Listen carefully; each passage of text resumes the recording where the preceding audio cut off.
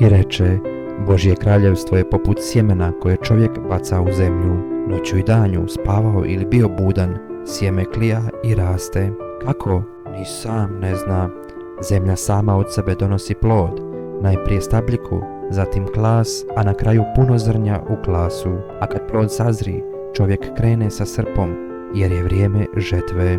Zatim reče: s čim bismo mogli usporediti Božje kraljevstvo, koju prispodobu izabrati da ga prikažemo? Ono je poput gorušičina zrna, kad se posije u zemlju, najmanje je od svega sjemenja na zemlji, no kad se posije, naraste i postane veće od bilo kojeg povrća, tako se razgrana da se pod njegovom sjenom mogu gnjezditi ptice. O riječi im je govorio još u mnogim prispodobama, kako su već mogli razumjeti.